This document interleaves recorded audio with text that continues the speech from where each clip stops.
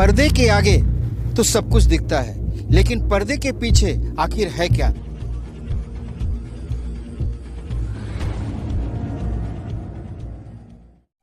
नमस्कार, मैं सत्येंद्र प्रताप सिंह।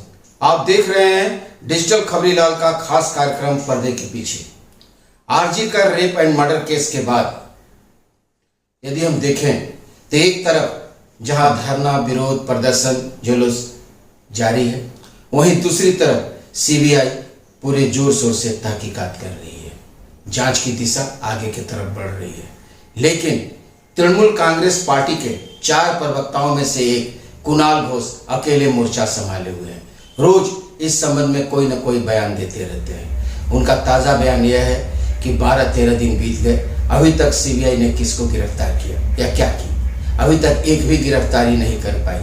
जो भी एक गिरफ्तारी हुई है वो कोलकाता पुलिस के द्वारा हुई है, यानी वह गिरफ्तारी से ही इस केस की तहकीकात की तुलना या जांच कर रहे हैं। वहीं अगर हम सीबीआई की तरफ देखें तो सीबीआई का लगातार पूछताछ जारी है। 9-10 दिन के दौरान लगातार ex principal doctor Sandeep Ghosh से उनकी 100 घंटे से अधिक की पूछताछ हुई।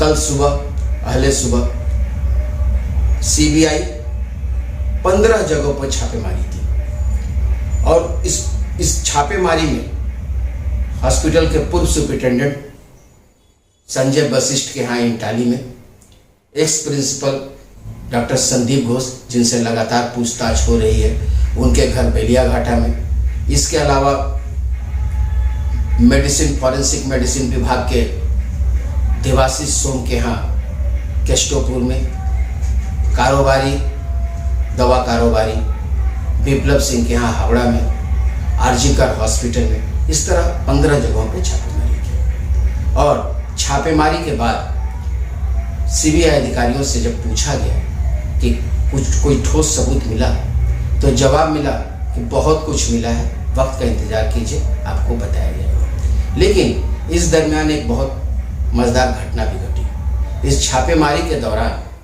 सीबीआई की एक टीम हावड़ा के संकराइल पहुंची। उसे जहां छापा मारना था वहां न मारकर वह दूसरे पते पर पहुंच गई, और जब जाकर वह दरवाज़ा खटखटाई, कॉलिंग बेल बजाई, तो भीतर से मदन घोराई निकले।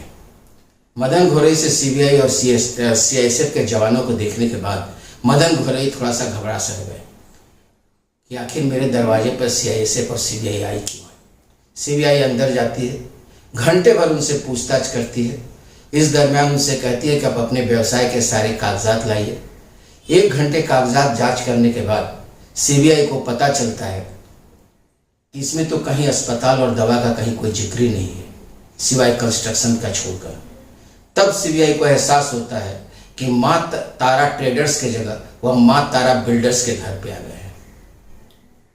माँ तारा ट्रेडर्स और माँ तारा बिल्डर्स 2 नामों को लेकर कंफ्यूजन में उनके मदन घोराई के घर सीबीआई पहुंच चुकी थी। घंटे भर के पूछताछ के बाद सीबीआई के अधिकारियों ने मदन घोराई से माफ़ी मांगी। उनके बेटे सोमेंदु घोराई कहते हैं कि पुलिस, सीबीआई वाले इसके लिए पछतावा भी व्यक्त कर रहे थे और क्षमा भी मांगे। दरअसल नाम को लेकर कंफ्यूजन हुआ था। साथ ही उन्होंने यह भी कहा कि उनके पिता इस धरना, प्रदर्शन, विरोध में शामिल भी हुए थे, तो लगा था कि शायद इसी के लिए आए हैं। खैर, वहाँ से टीम निकली और माँ तारा ट्रेडर्स के यहाँ गई, जिसके मालिक विप्लव सिंह हैं। वहाँ छानबीन सुबह से शुरू हुई, देर रात तक चलती रही। इसी दरमियान 8 बजे के करीब सीबीआई की एक और टीम संकराइल में ही विप्लव सिंह के घर से थोड़ी दूर एक दवा की दुकान पर पहुंची, जो दवा की दुकान सुमन हाजरा की है। बताया जाता है कि उसका आरजी कर में आना जाना नियमित है और शायद दवा वहीं से आती हो। इसी का शायद सीबीआई तहकीकात कर रही है। बहरहाल सीबीआई का तहकीकात जारी है। जहां तक गलत पते पर पहुंचने का सवाल है, तो यह घटना ईडी के साथ भी घट चुकी है। ये इसी साल फरवरी की घटना है। नाम एक होने के कारण गलत जगह पहुंच गई थी। फिलहाल आज के लिए बस इतना ही। कल फिर मिलेंगे इसी समय पर्दे के पीछे।